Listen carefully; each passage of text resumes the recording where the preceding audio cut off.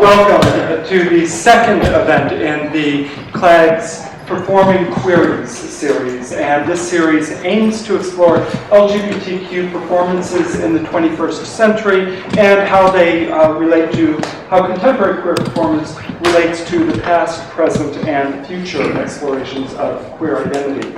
Before I introduce our esteemed guest this evening, I would first like to thank Benjamin Gillespie, our events coordinator, who has been heroic in putting these events together, and he really should.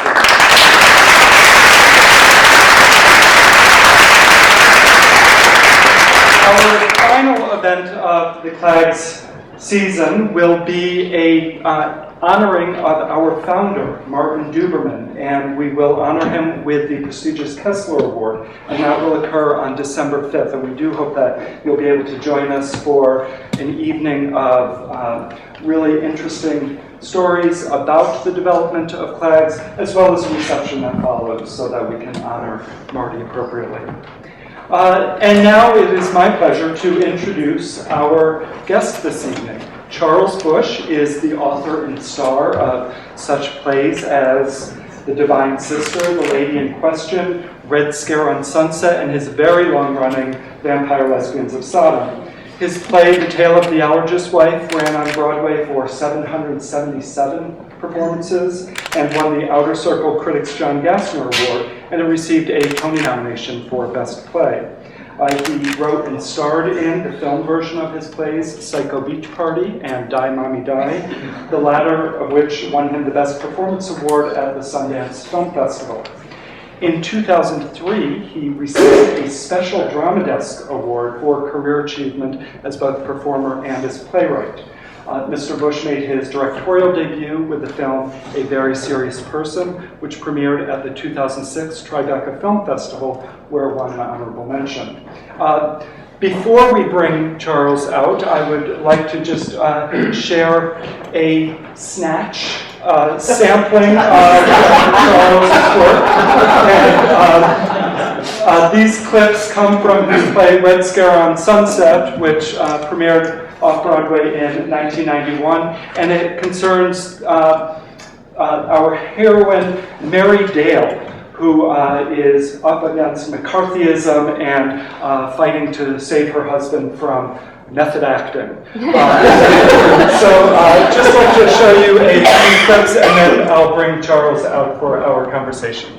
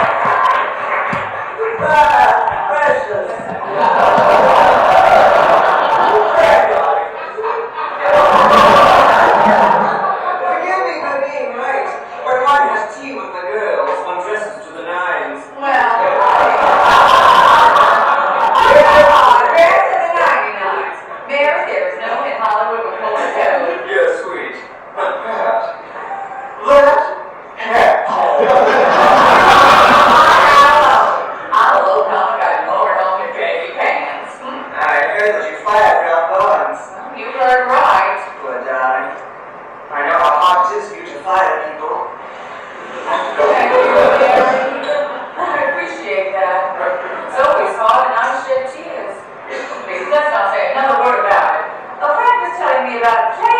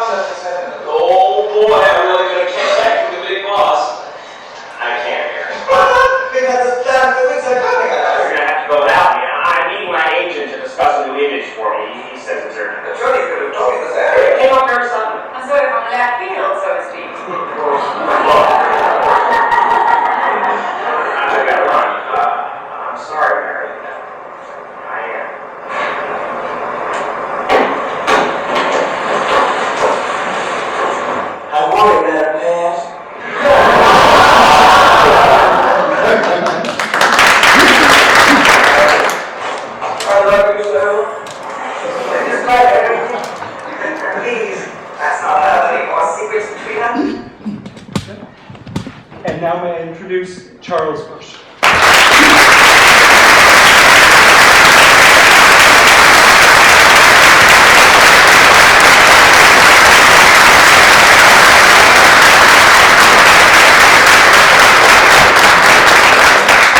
hope you enjoyed that snatch.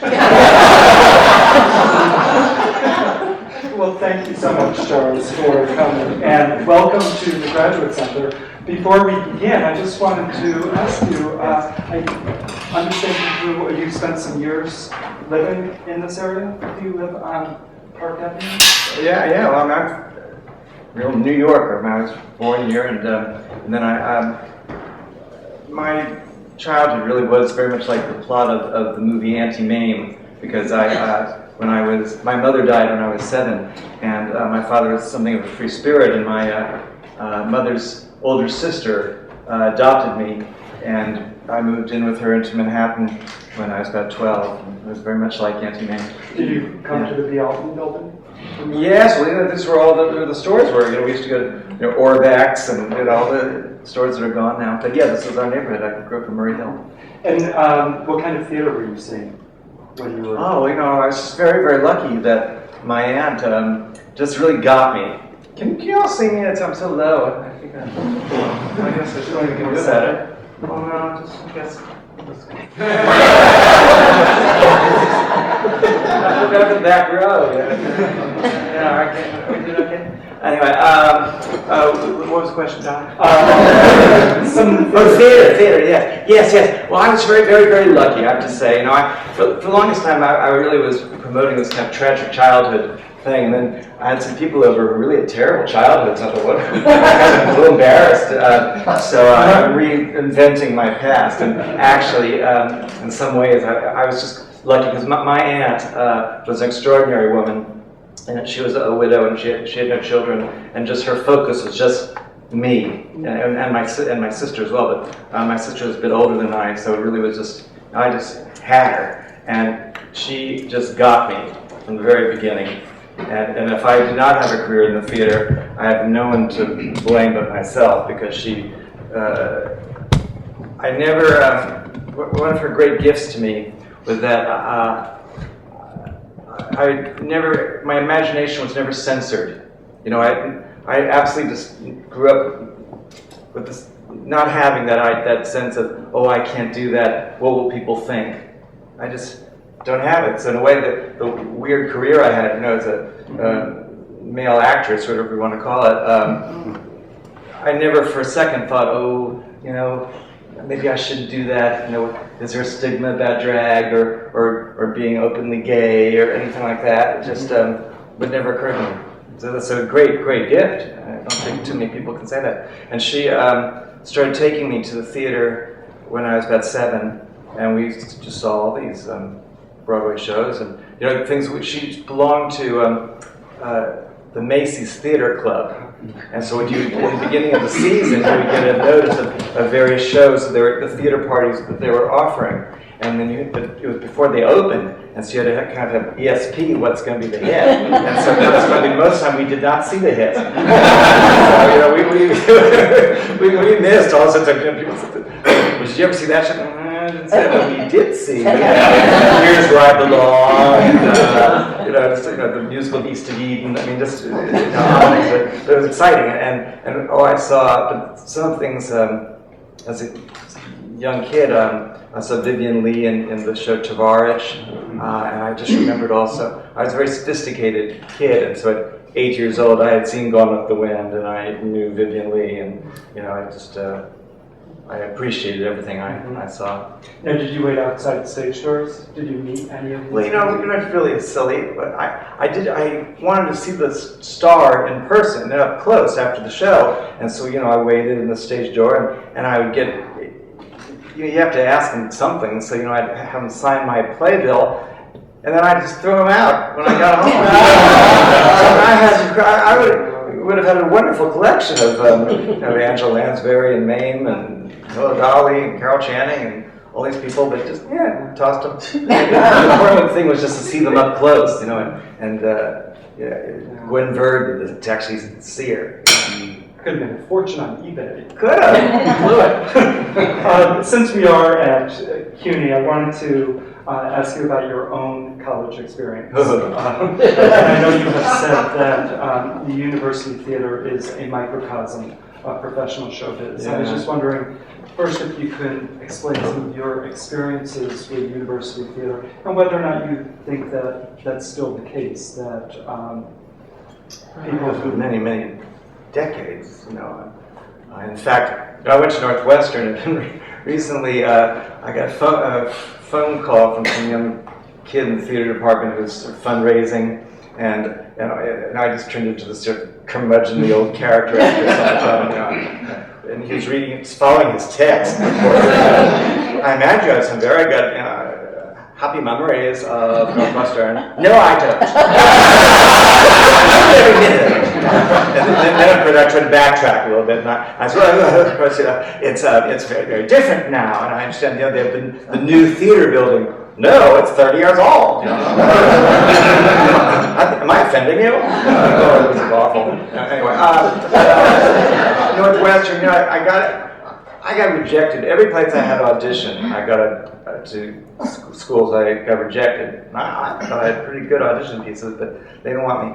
But Northwestern, which is pretty prestigious school, you didn't have to audition. And I don't know how I got in, because I hated every minute of school from kindergarten to the last day of college. I don't do well in a classroom, just can't. And even just in acting class that's not affiliated with the school, I just never did well.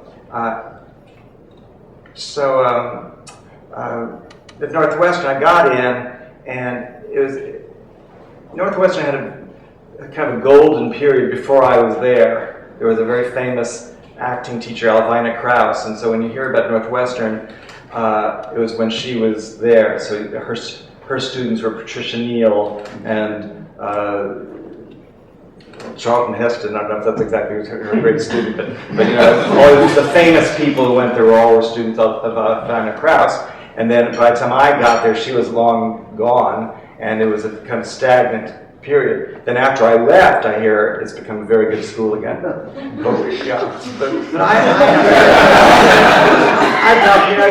I probably wouldn't do well before or after. I found at Northwestern that, see, the thing was that when at somehow 16, 17, I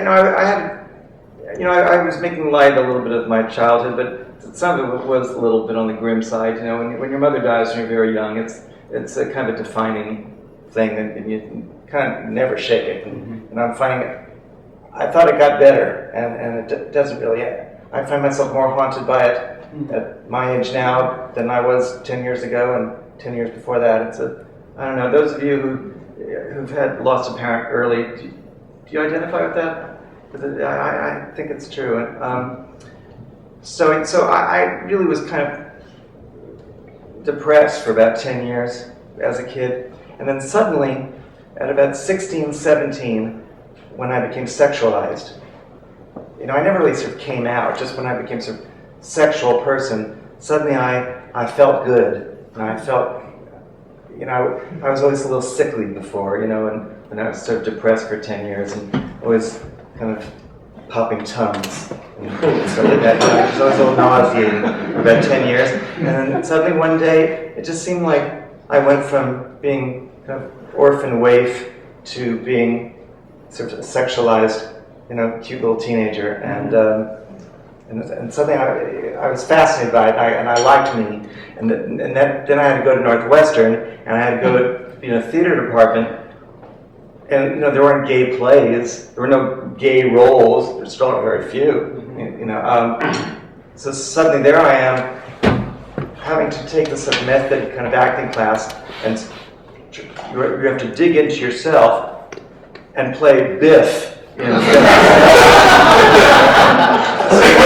I'm suddenly very comfortable with being this sort of androgynous gay kid, but I have to dig into myself to play a butch straight part. So I was very confused.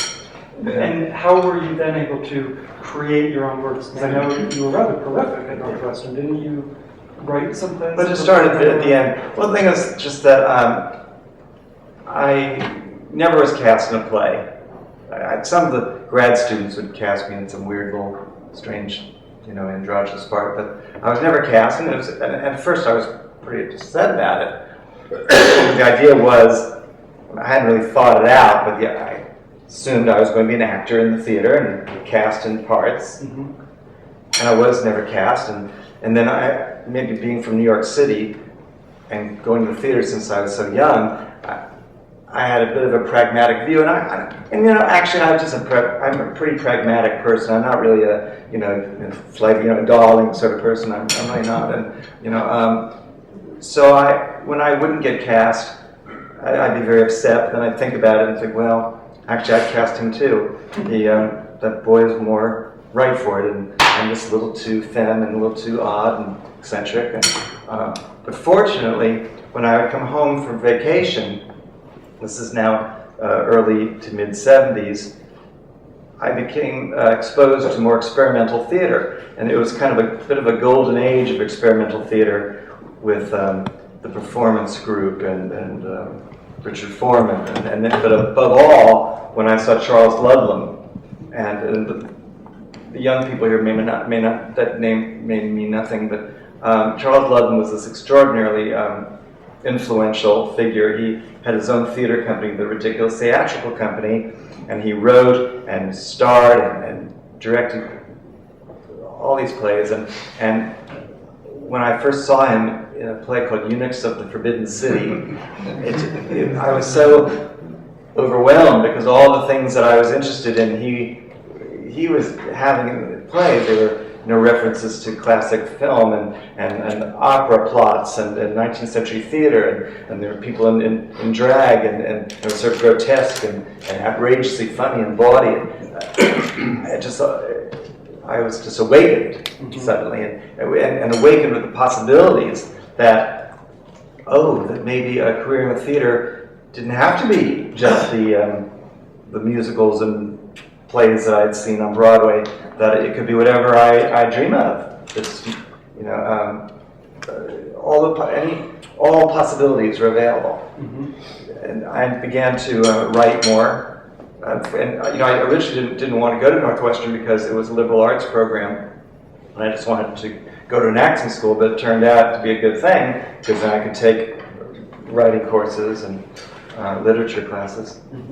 And I began to, senior year, I wrote a little play that I put on and starred in and directed, and it felt good. And I thought, this is who I am. I stayed in Chicago 2 more years. I wasn't ready just to somehow to come home to New York is different than going home to Tuscaloosa. It's just, you come home to New York to start your career at 21, and I really believe that in the arts, particularly, you have to know who you are. You're your product. You have to know who you are. What you're selling, or but even on a more personal level, if you're going to be a creative person, it's about self exploration. You have to have a head start. And, I think your whole creative life, you're still trying to find yourself, but I think it's important at the beginning to have some real sense of it, just to begin with. And took me about 2 years just to refine it more until I was ready just to come back home. And you were doing a one-person show around that time? Well, eventually, when I was in Chicago, I kind of wanted to be Charles Ludlam, and I had collected a bunch of people from different plays that I was in Chicago, and started a little theater company, and they were just this hideous group of people. It was so ironic that what ended later, my big break with theater in Limbo, which was the greatest thing that could have happened to me, was the exact mirror opposite of what I'd had in Chicago, where I hooked up with a group of people who just didn't share a common point of view and seemed to kind of resent me, and it just was bad. It was good for me in a way that we started putting on plays in movie theaters as a late show or in gay bars, and it was very exciting because I began a relationship with an audience and thinking, oh yeah, this is sort of who I am, and people were responding to me, and I thought, yeah, and even though the rest of the cast all hated me, the more important thing was that the relationship with the audience began. So then I finally just ended very badly after a few months, and I decided to come back home. And I thought, well, it's easier to be a solo performer. You don't need to be involved with other people, and it'd be easier to put on and it's hard just putting on a play. You need money, some money. But as a solo performer, I thought, well, I can sort of book myself. And so for the next, sometimes I say 8 years, maybe it's more like 6 years. Sort of change the story occasionally. And we're on site from 78 to 85, whatever that is. I was a solo performer, and that was just almost like being in vaudeville. I just learned so much, and I was very industrious. I was so driven. I just I booked myself all over the country, and I can't believe I did it. And I used to put it down a lot because after that period was over, and then looking back, and particularly knowing young people today who are struggling, I thought, wow, I really was quite something to I would had my press kit that I put together, and then I'd mail it out, get the names of various sort of second rung nonprofit theaters in a certain city, or third rung theaters, and I would send out my press kit, and I'd make follow-up calls, and then often I would just show up in that city and audition for the artistic director of these different theaters, and then if they liked me, they would then have me come back 6 months later to do the show. And I did that, and they were, I wasn't in drag at that point, I would just be in a neutral costume. And they were almost like, little screenplays where I played all the characters, and men, women, and I love narrative, so it wasn't just kind of character sketches. There was always kind of a plot where I just, a murder mystery, and I played all the characters, and sometimes they all came out at the same time. I was very influenced by Ruth Draper, the great monologist, but also contemporary performer Jeff Weiss, who was really extraordinary avant-garde performer. And you probably told this story hundreds of times. How did Theater in Limbo fall into place? Oh, you never asked Yeah, I could kind of in a nutshell since I've told the story so many times. All right, I'm going to try to really make this one succinct and good. All right, well, anyway, so I was a solo performer, but I never earned a living doing it. And it was very frustrating because I was getting better. I was really learning a lot. It was a wonderful education of learning characterization and exposition and all these things, and developing this relationship with an audience. And as a solo performer, that's who you're playing with. It's a bad. But it was very frustrating that I could sell out on a rainy Tuesday in San Francisco, and I would get rave. I was getting better and better, and I would get rave reviews in the Washington Post and San Francisco Chronicle, and the different cities, and had a following in each one. But then I would come back to New York, and I still couldn't totally support myself, and I had every weird job. I draw well, and so I worked as a quick sketch portrait artist. I did that a lot. And receptionist in a zipper factory. I was still cookie things, and it just seems like things weren't quite progressing. And there was a period by the time I got to 1985, it just didn't seem closer to that thing of earning a living. And that's what you want, to earn a living doing what you love. It's just the most difficult thing, and you're so blessed if you are a person who can do that. Well, just when I was at the lowest ebb, I had a friend, it's a very exotic woman, Vina Sharif, who's a performance artist, and she was invited me to see her act at a place called the Limbo Lounge on, I think the first one was between Avenue A and B, and the East Village, Alphabet City in the mid-'80s was a very different place. It was really kind of creepy and a lot of crack problem, just blocks of burnt out buildings. It was very Berlin after the war. But, it was about the last place in Manhattan with cheap rents. So there are very interesting art galleries and clubs that spring up. I went to the Limbo Lounge to see Bina's act, and it was just this tiny storefront, kind of after-hours bar, art gallery with these very peculiar sort of installation. And I just was so dazzled, and the whole audience was kind of a punk gay crowd, and I thought, I just got to do a play here. I just got to do something. And I never, part of the thing of not having that censor was that I always thought it'd be really cool to do a play in a real funky, weird place. It was never like, oh, this is sort of humiliating. It was more like, oh, this is so cool. And I loved it. So I immediately went to the young man who owned the Limbo Lounge, and it was so loose there that he just looked at the calendar and said, we'll have a weekend in a month from now. So I said, I'll take it. And I knew I didn't want to do my act. I wanted to do something because my act is sort of minimalist. I wanted to do something decadent and outrageous. And I think I probably read Interview with the Vampire around that time. So I thought, I'll be a glamorous vampire actress. So I'll be in drag and it'll be kind of Ludlamish. And so, I just asked different friends of mine who were all basically unemployable. Very discouraged completely, no place for them in the theater. And it really is true. That we spent about $36.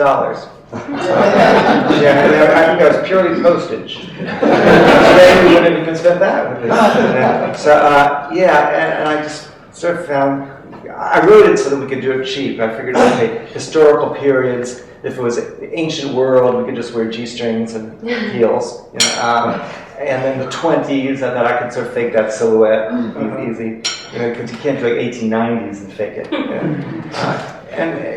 So we just put it on for this weekend, and we had the best time, and then we decided to do a second weekend, and then we thought, let's do another little skit, and I wrote this other piece called Theodora, Shevich of Byzantium, and Michael, who ran the Limbo Lounge, said, why don't you just be our kind of resident theater company, so every 3 weeks we do another show. So we ended up having a theater company. It wasn't the idea, but what was so sweet and moving about the whole thing is that here I'd had this awful experience in Chicago where I felt so betrayed, and that people who didn't seem to get me and just didn't want to play with me, basically. And here was this group of oddballs in New York who just all loved me and felt I could really choked up talking about it because they felt I had something to offer. And it was a childlike thing, but in a sense they wanted to play. And that and I could be inspired. They were all such big personalities, Julie Halston and Teresa. Everybody was so defined that it was fun to write parts for them all. We have each person had what we called their trip. So there was something unique about them, and it was like having my own old movie studio with contract players, and how do I allow them to do their same trip, but give it a little more of a twist, so it's not the exact same play each time. But we did all these, plays that just came out of fantasies of mine. Wouldn't it be fun to be in Maud London in the 60s? So we'll do that one. Or Spain during the Inquisition. People just kept saying, and it was so great that I don't use this whole time talking about this one story. But just, we were in the right place at the right time. And suddenly there was all the magazines, like People Magazine and New York Magazine, were doing stories on the crazy performance art scene in the East Village. And our titles, like Vampire Lesbians of Sodom, were so outrageous that it was a good punchline. We got so much publicity, and people just were lined up down the block to see these little plays, and it was just thrilling. Ken Elliott, who was my roommate, who directed the plays and was in them, so maybe this is the commercial venture that's eluded us for a decade, and we produced it ourselves because we couldn't get anybody else to do it, and we raised the money, and we opened at the Provincetown Playhouse on McDougal Street, and got this rave review in the New York Times. Everybody got mentioned. Everyone, all these people who were so discouraged and felt so, without worth in theater, everyone got a rave review, and it became a big hit and ran 5 years. And from that point on, I could earn a living.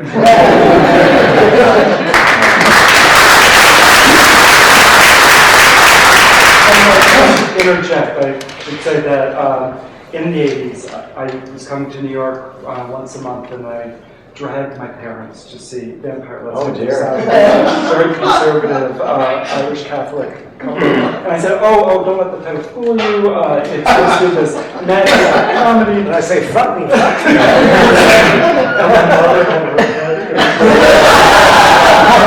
I have to say, by the end, she was won over. And last spring, my partner and I went to see Judith of Bethulia. We wheeled her into and at the end, she said, I was flashed by a eunuch. I've never had that.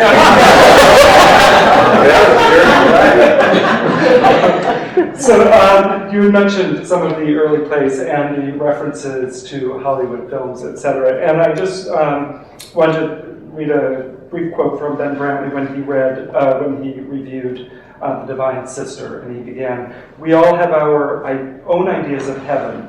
For some, it's white clouds and harps. For others, an eternal shore of silence. But perhaps you're one of those souls, and I know you're out there, who imagine an endless swirl of beautifully bad old movies, a place where the acting is always overripe, the plot's as thick as oatmeal, and the taste level close to the gutter. If this describes you, paradise awaits you, friend, just south of Houston Street." So I'm curious to... Yeah, but then later, boy, he said something like, it was Brantley, he said, this is Mr. Busch's freshest and finest work in decades. I was sort of setting me up for the next failure. The next play I did got panned. Are you ever concerned that the audiences won't get the allusions to the Nazi war films or the beach parties of the 60s? Well, what I have learned over the years, I do think some of the earlier plays were, it really did help if you knew the movie genre, and if you didn't, you could feel left out, actually. I think in the last years, I hope for quite a while before then, I like to think that if you had never seen a movie ever, that you could enjoy The Divine Sister. That it was not, I don't think that there really were any specific laughs that were predicated on knowing anything. And even Judith of Bethulia, really, there were no specific lines. Now, yes, I think if you do know these movies, you might go, it gives you an added extra, not necessarily a laugh, but it's sort of fun to see how did he make a plot out of these different strands. But I don't think I'm deluding myself. I think that you can just purely enjoy it. It was funny, this little play, Judith of Bethulia, we just did it for fun at Theatre for New City last spring, invited no critics. It was just kind of something just like therapy, really. And it was kind of like Mae West in a DeMille film. And my nephew, who's in his early 20s, doesn't know from old movies, I think he just thought that, because I started doing Mae West for almost the entire play, I think he just thought Uncle Charles found an interesting new way of saying lines. I just really enjoyed it. And that's why Mae West was so litigious. She used to always have cease and desist letters to Barbra Streisand and Bette Midler, anyone she thought were kind of doing her, because she thought, at some point people might just think they invented that. Sort of thing. Right. Now, have you seen some of these plays performed elsewhere in regional theaters? And Yeah, I stopped. I'm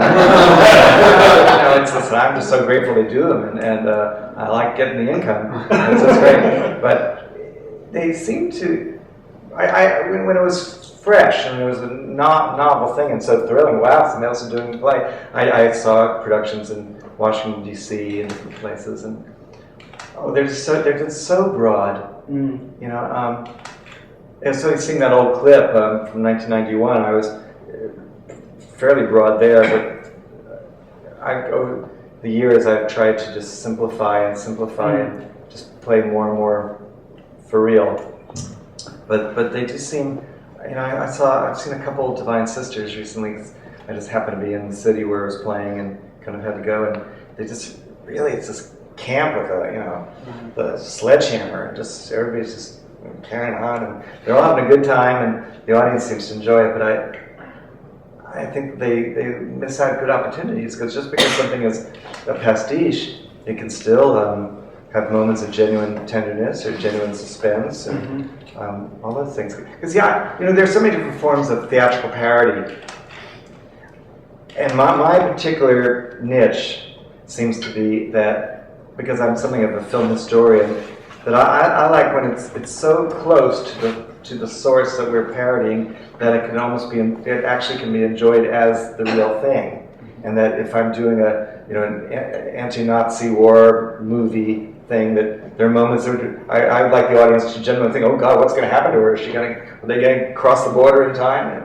And as well as having fun with the outrageousness of the conventions of the genre. Are there film and theatrical genres that you would like to mine, perhaps, to create plays based on familiar? Oh, I've got all sorts of notions. I get a different idea every day. I've always wanted to do kind of Americana. I'd like to play. It starts in 1905. And I'm sort of this very wealthy grand dame dowager, and she, her grandchildren have all gone soft, and when your grandfather and I, then we, settled this grand country, flashback, the covered wagon, and I thought Julie Halston could be, a beaver trapper from the Adirondacks. That's sort of my books. I wanted to murder at the ballet. I have a million ideas. Let me just, because you mentioned some of your film references before, let me just throw out a few names of famous screen figures and just share some of your memories or your impressions of these individuals. Easy one, Joan Crawford. Oh, not the most nuanced actress. But a great star. And I know, obviously that the remake of Mildred Pierce with Kate Winslet on HBO, which, they stretched that story out to 6 hours. And Kate Winslet certainly is I think a much finer actress than Joan Crawford. But somehow it was a little more interesting. Somehow seeing a rather somewhat dowdy actress playing a dowdy lady isn't as much fun as seeing a very glamorous movie star playing dowdy. I don't know. It's funny. I'm a little bit on the part of the Joan Crawford Reclamation Project. I don't know how that happened, because she's not like one of my all-time favorite stars, but. I did actually think I found her more interesting post Mommy Dearest, all those revelations.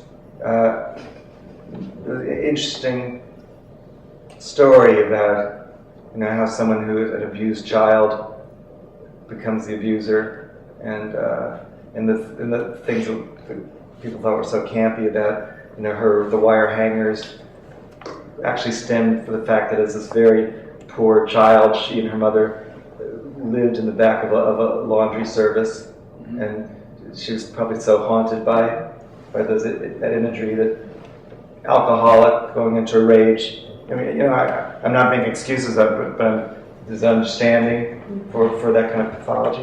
So interesting, and a great star. Yeah. Susan Hayward.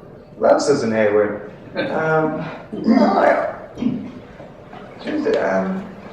of you ever see this movie, My Foolish Heart? Yeah, it was the only movie that based on Salinger story, and he hated it so much that he never never sold anything else into the movies.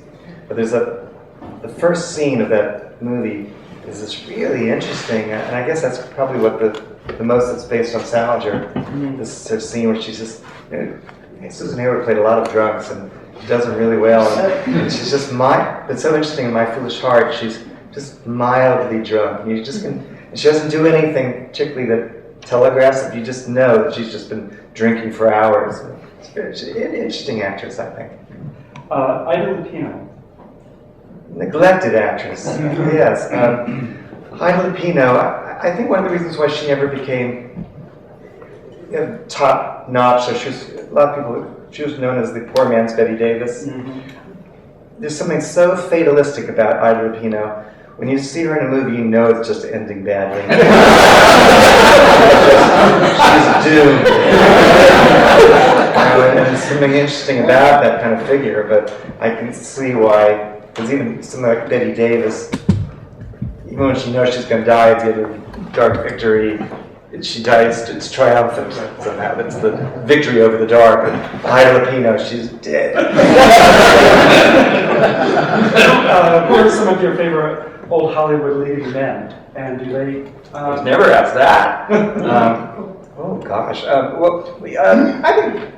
Don't we often respond to people who actually remind us of our parents or somebody in our family? I don't know. My sister and I were always obsessed with James Cagney because he reminded us of my father, who was a lot of fun and kind of sort of looked like him, kind of.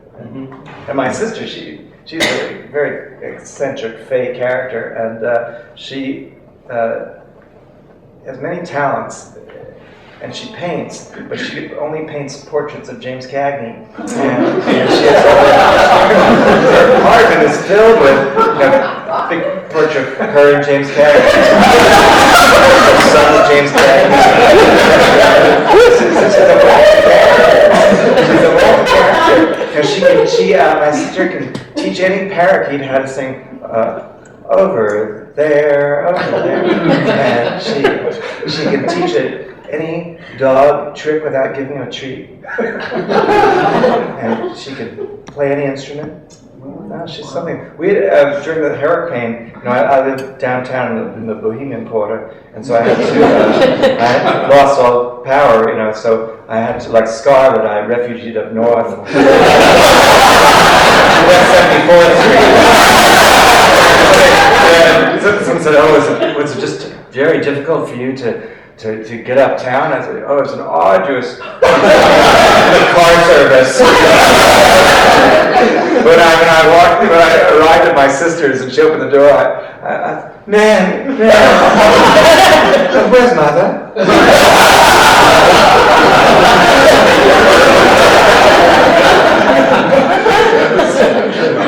We had such a good time, and my sister and I were very, very close. I talked to her on the phone a couple times a week, but we hadn't lived together, since I was.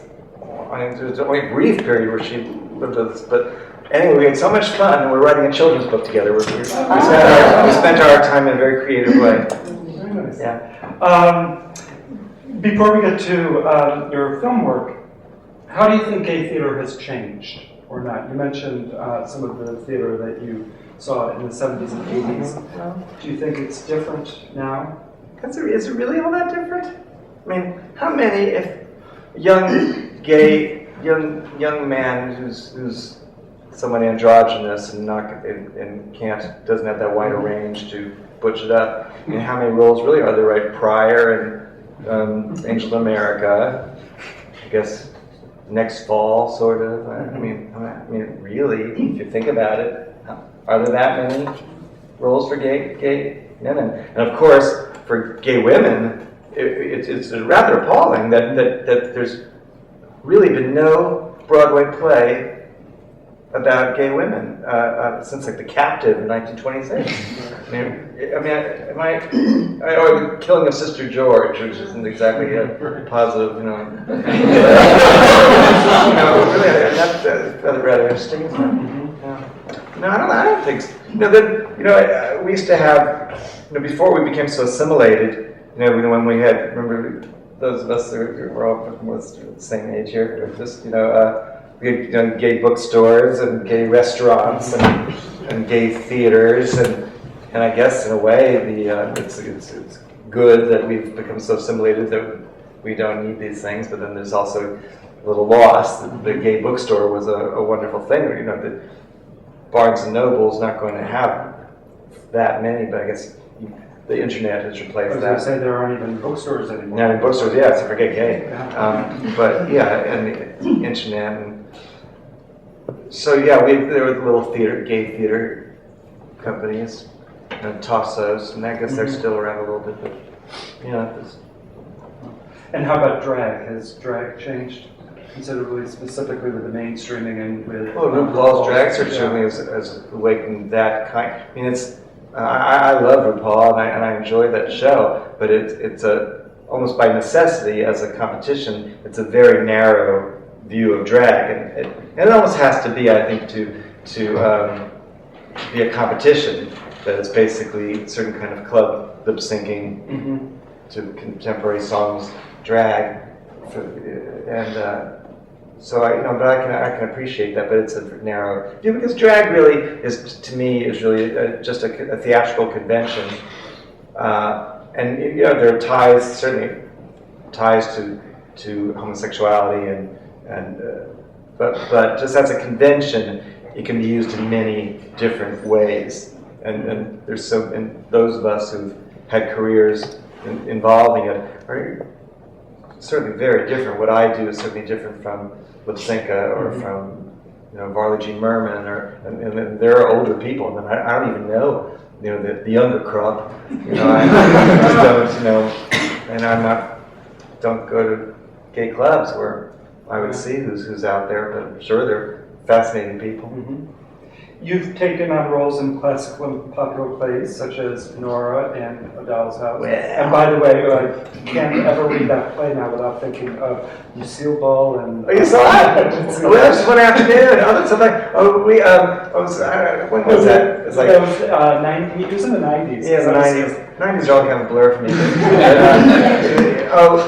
When we decided to do this, I had this little book from, I don't know where I got it. I was a kid. I got it when I was about 11 years old, and it's called The Great Plays in Miniature.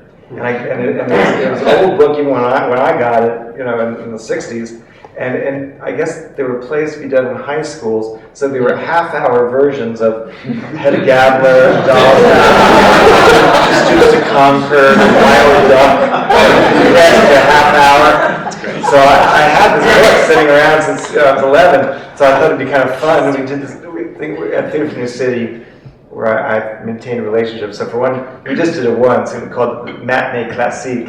So I think I'm the only person who's played Nora and Hedda in one afternoon. And I didn't really, the Hedda wasn't as, Nora was funnier because the Hedda, I liked that play so much that I didn't really adapt it at all. I just sort of wanted to play the part. Right. But the Doll's House, it did occur to me that it could almost be seen as a prototype for I Love Lucy, the wacky housewife, and so at one point we had a scene where she had the letter in the mailbox, and she's with Christine, her friend, and she's, I'm going to get that letter, that's the last thing I do, and Christine's like, oh, girl,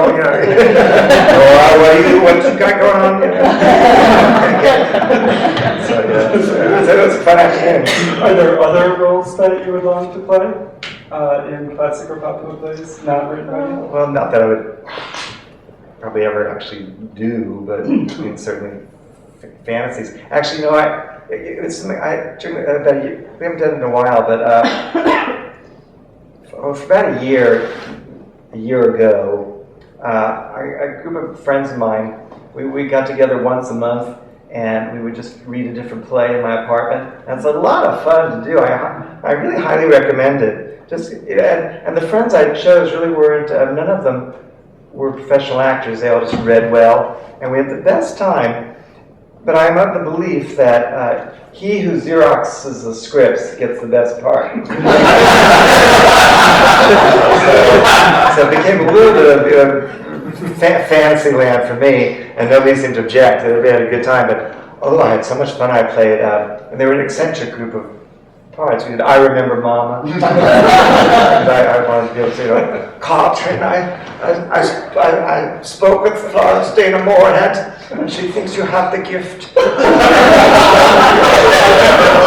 And I did, we did the part of Christine Brody. Gals, we did a couple of different things. I love plays with school teachers. The Court is Green. I got to play with Miss Moffat. And we did Little Foxes and all sorts of parts. But yeah, the only parts really I've done very few. I've played Auntie May, and I did that quite a bit. I actually did a tour of that. The Maids. Yeah, well, that was a terrible fiasco. I don't think so. You saw that? I did see that, and I was talking to a friend the other day, and she said, be sure to mention The Maids. It was one of the best productions of that play she's seen. I know, it's a wound that never heals. I had this was in the 90s too. 90s weren't a great decade for me. I had this sort of fantasy that, wouldn't it be interesting to play a classical role? And I met with David Bjornson, who at the time was running Classic Stage Company, and he said, I'd love you to do a play with us. What would you like to do? And I thought it'd be good to do something very similar to what I do. That's a stretch, but not that much of a stretch. So I suggested something like Lady Windermere's Fan, where I thought that it would be actually rather interesting having a man play this part of this woman who's shunned by society, might get a little frisson today, and I could sort of do my trip, kind of, But it's a big cast, and that just wasn't where he was going. So he suggested The Maids, which I knew. I'd seen the weird Glenda Jackson movie, so I don't know. I thought, well, it's sort of flamboyant and whatever. So he said, you could play any role. Which part do you want to play? I said, the biggest part. One with the most lines.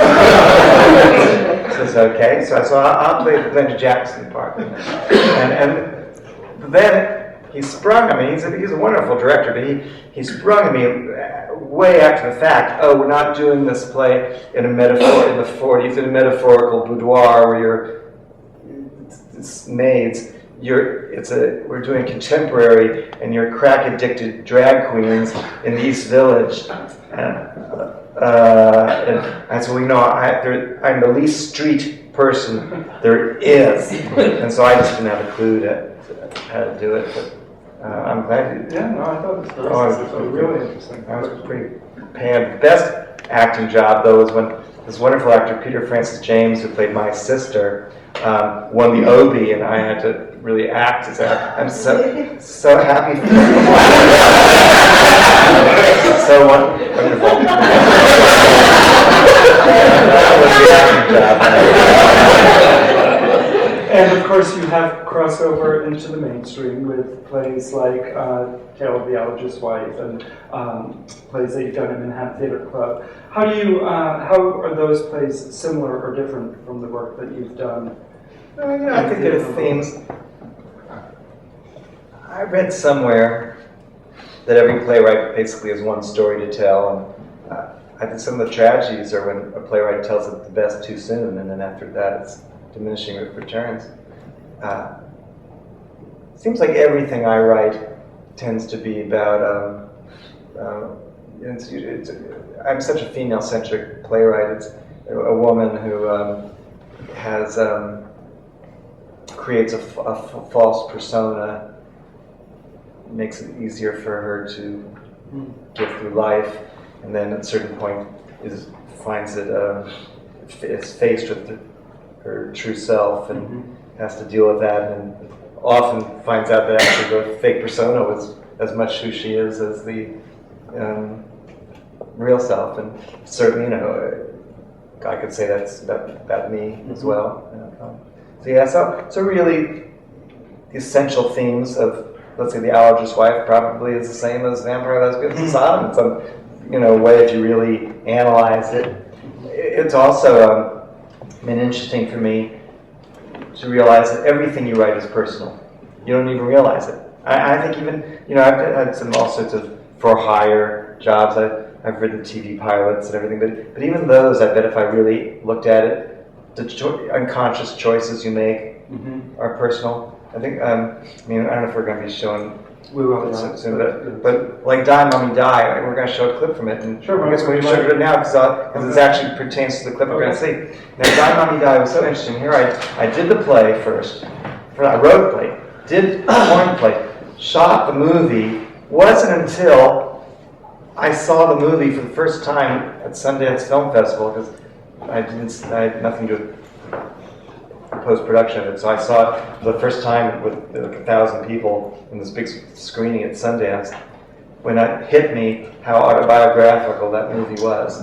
I had no clue, and I thought, oh my God, when you take away all the outrageous movie plot of, because Die Mommy Die is about, I played twin sisters, one sister became a very famous singing star, and then the other sister wasn't very talented, but the famous sister was kind of this, like in the Betty Davis movie, was selfish and bitchy and awful, and the other sisters was quite sensitive, and she murders the good sister murders the bad sister and takes her place, and with the woman's children, and this lie sort of warps everybody, and so when it didn't occur to me until I was watching the movie, I thought, oh my God, really it's about an aunt who's taking care of her sister's children, and I felt I was so thrown by it. It didn't occur to me how personal it was, but then it's like a dream that's interpreted. Everything is. So I think we actually have this scene at the end of the movie where after everything's been revealed, and my children, and Jason Priestley was the FBI agent who's kind of uncovered my past, and my two children who've been so damaged confront me. And they're played by Natasha Lyonne and Stark Sands.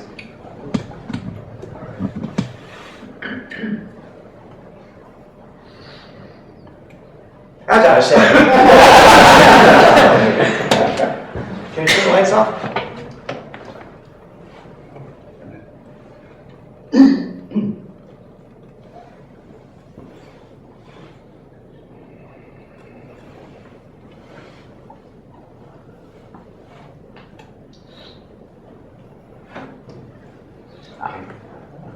There we go.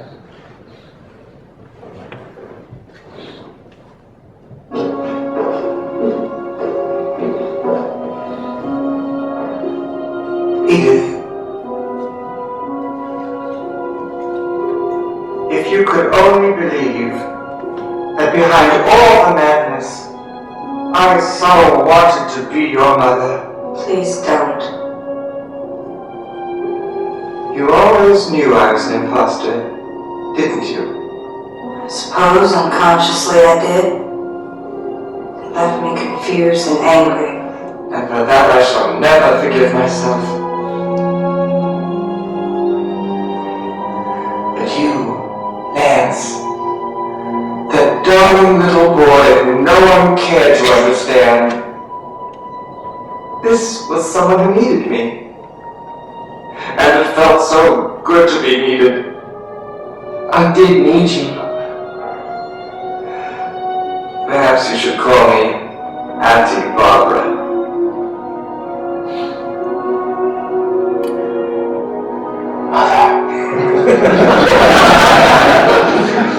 Thank you.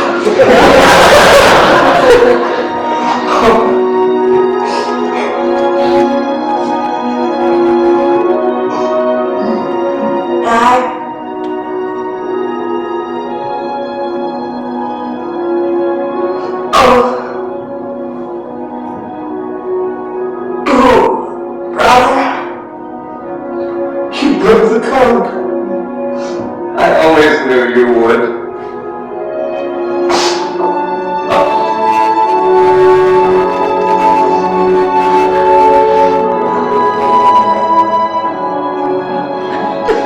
This is so hard for me to say. For years, I've pursued you, hoping to trip you up, to force a confession, and in the process, I've become obsessed with you. You're an enchantress. I can't let you go.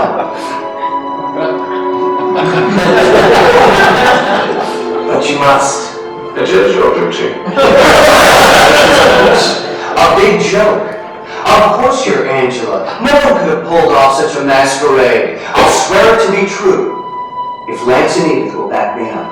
Of course we will. Won't you, Edie? Of course we will. And for that I'm truly grateful. But I mustn't keep my police escort waiting. But Moira, if you turn yourself in, I'll give you a death sentence for sure.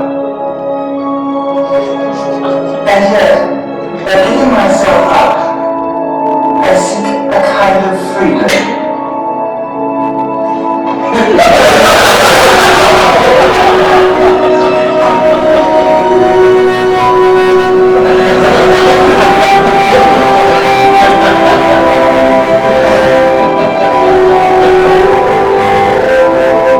I'll go with you. You shouldn't do this alone. Thank you, Tony. But I won't be alone. Not really. Because for the first time, I have me. And that's a wonderful feeling.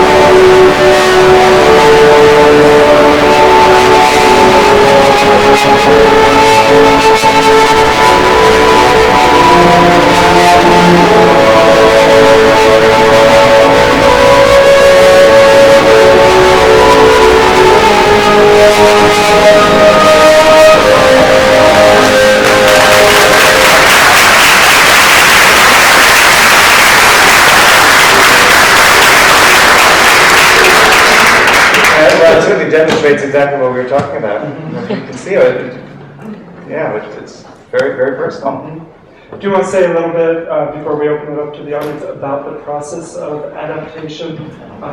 Your plays to screen, certainly the plays borrow from Hollywood. Yeah, and I'm wondering if you borrow from the stage when you are creating your films. I've made so few. I don't know, really, to tell you honestly, I'm not sure I've completely mastered it yet. You know, the few movies I've made have been very dialogue-driven. I haven't completely mastered the notion of telling a story just in image. But it was wonderful with Mommy Died, and to a lesser extent with Psycho Beach Party, since they were, you know, pastiches of movies, to actually really could do it, you know, in a film. And I loved with the acting thing that, you know, in a play, you know, I do have to project to the last row of the theater, and I could actually, you know, sort of do fairly close to, I think, the acting style. So yeah, I just loved it. And really, can you just imagine what it was like for me to make that movie? So often in your life, you don't appreciate something until after it's over. Every second of making that movie, and we shot it quickly in 21 days, I was in a state of rapture. I just couldn't believe that I had this opportunity, that I was starring in my own movie, and I was so screwed financially, and I don't care. My lawyer was like, they're so taking advantage of you will never make a penny ever. Even if the movie made $1 billion, you still would not make any money. And I said, I don't care. I'll never get this chance again, maybe, and I don't regret it. It just was the most thrilling thing to do. And do you have any other directing projects lined up? I know you did A Very Special Person. Yeah, that was a movie. I've been very, very fortunate that I've been able just to do certain fantasies. Been able that people have made them happen. In the theater, and then the few movies I've made. Doing that scene. There were very few, it's such a flamboyant movie that there weren't too many places where I could really bring it down and try to get a little more subtle. And I love doing it so much. I wanted to have the experience of doing a certain kind of minimalist movie acting that I so admire, where there's almost no. It looks almost like the actor's not doing anything, but you're reading their thoughts. So I wrote this movie called A Very Serious Person, and I was able to get financing, and it was low enough budget that I could direct it myself, and it was just a fascinating experience. And we started off kind of great guns at Tribeca. We got this honorary mention, but it was a little movie, and we never found theatrical distribution, so it never played that week at the Cinema Village. But it's on DVD and it's on Showtime. I'd do it a lot differently if I learned a lot doing it, but I thought I was pretty good at it, and I thought for 85%, I thought I did what the challenge was. Yeah. And a rare trousers role for you. Yeah, well, I thought I wanted to play this part, which really demanded a very subtle thing. So I played this rather severe, inarticulate male nurse.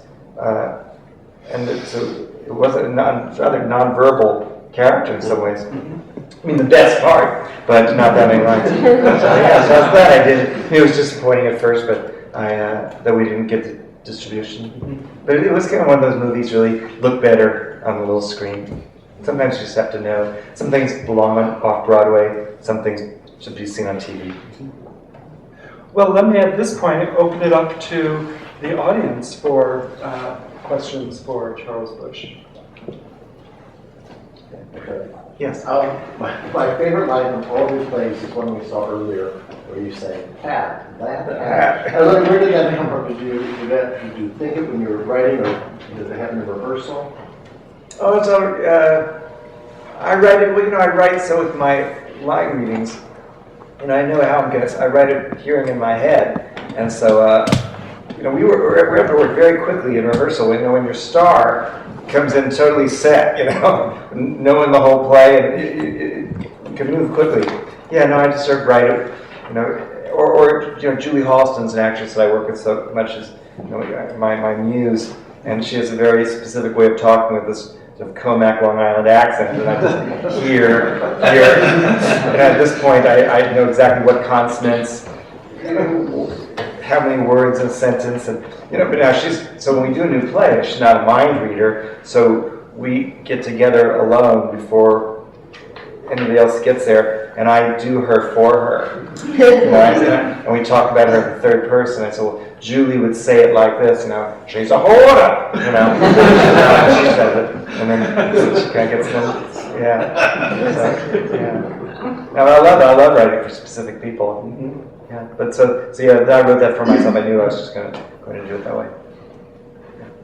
Yes. Speaking of specific people, did you write Tale of the Allergist's Wife? Did you write it with you? Were you thinking? I mean, I know you. But were you doing the lines as because as your persona, or did you have Linda Lavin in mind? Both kind of. It started off actually. There was I did a very short 6-minute piece in a solo show where I played this very agitated Jewish, New York lady, and it was a really great 6-minute piece. And so for a long time, I thought, well, I'd love to write a play for that character, and it took me a while to figure out, what setting to put her in. And then it's funny, just it's the way careers work. I wrote the book to a musical for Manhattan Theater Club called The Green Heart, and on the opening night, it just wasn't well received. It just didn't get very good reviews. But I really hit it off with Lynn Meadow, who's the artistic director of Manhattan Theater Club. And the opening night, she said, "Well, I'll produce your next play, whatever it is." Whoa, So I thought, maybe Manhattan Theater Club may not be the best place for Vampire Lesbians of Sodom Part 2. So I thought, well, that's a good chance to work on this play with that character. So I kind of had the voice, I kind of knew those kind of women, but midway through writing it, I saw Linda Lavin do this show of Death-Defying Acts, and she played kind of a similar milieu. So at that point, I just had her in my head, and when I finished the play, I gave it to Lynn Meadow, and she said, "Well, let's do a reading, and who's your fantasy for playing that part?" And I said, "Well, Linda Lavin," and she got Linda to do it, and it was the most amazing reading, because I know for a fact that she didn't read that play in advance. She was reading it cold, and there was a kind of a long table. The actors were just sitting at a table, and there were a little bit of audience that we had of interns and stuff. Well, everything that she was ultimately on Broadway, it was all there at this just cold reading, and it was the most incredible thing.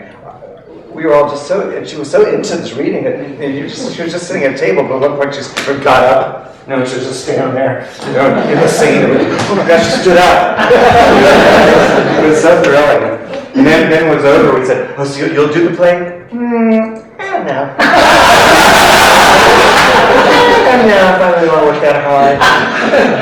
And so I just pursued it for 9 months. I kind of stalked her. I really did. I kept turning up at different places she'd be at. Remember me? And I even went to L.A. She was doing a play in L.A. And I went to L.A. and saw the play.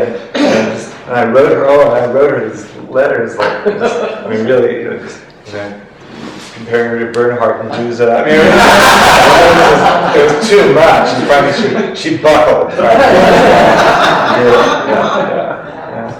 She's a great actress. Yeah, and she elevated that play to.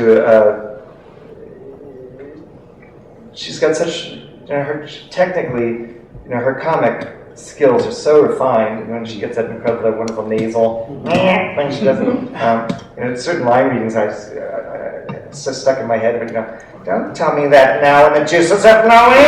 You can't really do it. She's got that nasal thing. But at the same time, she has enormous emotional resources and she gave it that kind of a gravity that kept it from going into a sitcom mode. Yeah, I'm very, very grateful to her. She made that play a hit. Yes. In an interview, Julie Houston was mentioned about the production of Lady in Question. She felt that it was really important for people to have a place where they can laugh under the AIDS crisis. Yes. So I'd love to hear a little bit about AIDS crisis and your plays and your production. Yes, well, I don't want to sound like an opportunist, but it was interesting that when we started doing Vampire Lesbians of Sodom and these plays in the mid-'80s, it really was at the height of AIDS crisis. And I always had kind of a theory that with the gay male community in the late 70s, early 80s, drag was kind of drag queens and drag were very much in the back burner, and we had the kind of the clone look, and then there was a heavy kind of S&M subculture, the clubs like Limbo and the Mine Shaft and all that, and so gay men, gay men seemed to like dressing up, but it seemed like it was more into like this kind of leather thing, and a very kind of hot sex image. But then, when the AIDS crisis came and all the baths and everything were closed, and people say, this is just my cockamamie theory, but it seemed like a lot of gay men had to find different ways of relating to each other, and maybe not relating on such a purely sort of S&M sex level. And here we were doing these just kind of outrageous, silly plays of drag, and it was such a grim time. I mean, I'm sure younger people do think, like those of us who are older, that rolling their eyes at the old people's war stories, and aren't they a big old bore? But it was an extraordinary period to live through, of going to every week of a memorial service, and just all. It really, was an amazing period for us all. And it affected your company too. Yes, and it kind of ended our company in a way with the deaths of several key people.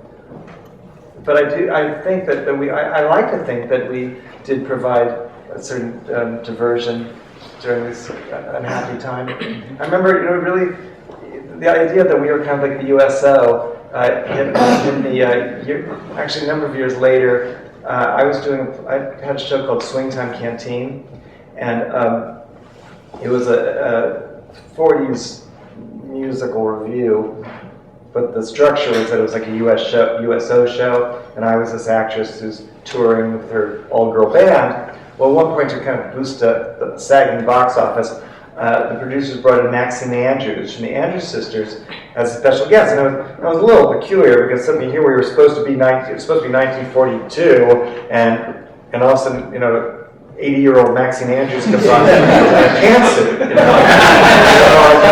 Maxine, darling, and she was the most lovely woman, and we hit it off big because I'm a major Andrews Sisters fan, and so we hit it off big. But she never quite got the concept of the show that we were supposed to be in 1942, and the audience was supposed to be the soldiers of the that were in chains. So she would. So I'm, and I'm in this whole 40s getup, and she's in a pantsuit, but she would say to the audience, "Oh, I just love him."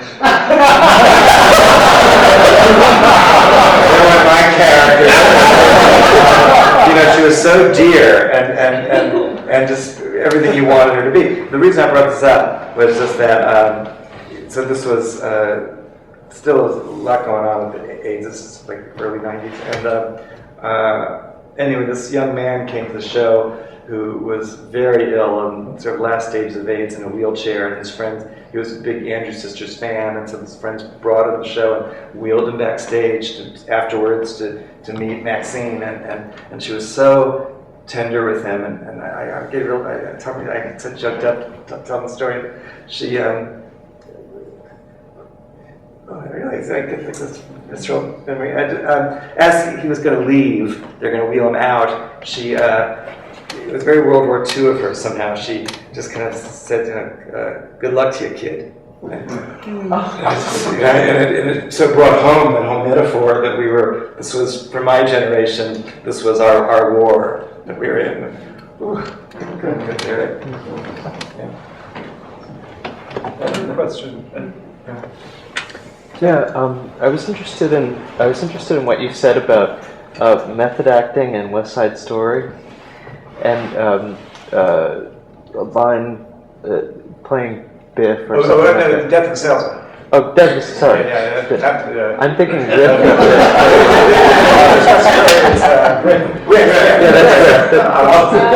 No, that's actually my own experience because I learned how to be masculine by being in West Side Story in high school. Because there were these lines like, "Let's go get Tony and pick up the chicks." But what I want to ask you is, I'm interested in what you said about method acting and the relationship of, being butch or being gay, or how you relate it to your identity. And how do you see that? You talked about RuPaul's Drag Race having kind of a narrow view of drag, and is there some way to connect that you're learning how to be an actor to a more expanded view of like what drag is for you and what it allows you to do? Well, I guess where I've gone, where I started out in drag, and then as my style has evolved, was that I'm fascinated by the process of acting, and I think when I first started doing my drag roles, it was more performing than acting, and as we developed these plays that had more of a roller coaster of tone, I gave myself opportunities to sort of play it more straight, as we might say, starting with, well, I mean, even in the play Psycho Beach Party, I played a different role. Then from the movie, you know, there were moments where I could just play it more for real, but then gradually it was a process of getting more and more naturalistic, and it's interesting, you know, it's like a strange tightrope I walk, because I also do, you know, I slip into different evoking specific actresses. You know, in Divine Sister, there was a lot of Rosalind Russell, because I played the Mother Superior, so she was kind of the main prototype for that part, and you know, and I have a very good ear for mimicry, and so I can. It's like it's hard to describe what I'm going through when I'm on stage, but it's like there's a movie playing in my head that I can actually see while I'm on stage, of the actress that I'm emulating. Same time, I'm able to really go into a personal place. I don't know. I think that's what, I mean, at the sound, you know, at the risk of sounding terribly self-aggrandizing, I think that's my forte, or that's what makes me special, is that I can be real at the same time as being Mae West or being Susan Hayward, or and you can't really teach it. I taught an acting class recently, and it's just something that's very in me, just part of me, and the female self in me is so present. You know, I don't need to be in drag to play a female character. You know, it's like I'm, because they're both in me. The male and female are so real in me that, you know, I'm a guy, I'm a girl. You know? A guy, I'm a girl. Okay. It's not that. That's why I used to. Early on, when I do shows, the publicists always would want me to do some. There'd be some interview, and and the photographer from the Post, they wanted to show you, you know, in getting made up in the dressing room, you know, the great transformation from male to female. And I did a couple of that crappy stuff, and then I stopped because it really wasn't a big transformation for me. Really, it's just a shift of something in me that just I'm able to tap into. Maybe because, you know, I'm part. I don't know. It's part of my nature. And then I was raised in this matriarchal family. It took me kind of almost till die mommy died to see that the female characters I play, it's not just about loving Betty Davis. It's channeling my mother and my aunt and maybe my sister, and that's so real to me, and that I just can just do. You know, it's a mystery that we all have. I think we have time for one more question. Is there another question? Yes. What do you see as the relationship between drag and feminism? Well, I mean, there's a lot of drag that looks pretty misogynistic at times, you know, and I can see why some women have found drag disturbing and insulting, and sometimes, and there are times when I've seen certain really broad, vulgar drag performers where I think, gee, I wonder if they must have a real issue with their mother somehow, you know. But then I think, well, maybe they just have bad taste. I think a lot of drag. One theory I have is that I think a lot of men feel a certain constraint of masculinity and shackles of a certain kind of butch thing that makes them uncomfortable, or they want to release themselves. So when they do get dressed up, even let's say for Halloween, you know, let alone something that's professional, they don't want to be the sort of constrained, elegant lady. They want to be the sexual outlaw. So it means big boobs and big hair and being sexually aggressive and things that somehow to them they feel constrained when they're having to be in their male drag. So it often may come off misogynistic, but I wonder if maybe it's a kind of a freedom they're searching for. It comes out as sexual outlaw. Does that kind of make sense? Yeah. But then I don't know. Some people may just have, some men may just have an issue with. I don't know. I would say maybe some men. There are some cases where they have an issue with women and it comes off like kind of a bitchy lady. But I don't know. I wonder how often why somebody would put such effort into something, to do something that comes from a negative place intentionally. It may just, I think it just make it seem negative, but they didn't mean it that way. Yeah. But I like to think that my plays often have almost a feminist theme to them in a way, because I was raised in such a kind of a feminist household. The fact that I was so aware of issues that women were going through growing up with my aunt trying to protect us and everything. So I play characters who, a strong woman who starts off with all sorts of screwed up values and then finds a nobility of purpose and becomes a heroine. And I've defeated the Nazis and I've defeated the communists. So yeah, it's I played in a woman cop. I think I'm rather feminist heroine. I accept that. Great pride. Well, on that note, let me thank you very much. Well, that's nice.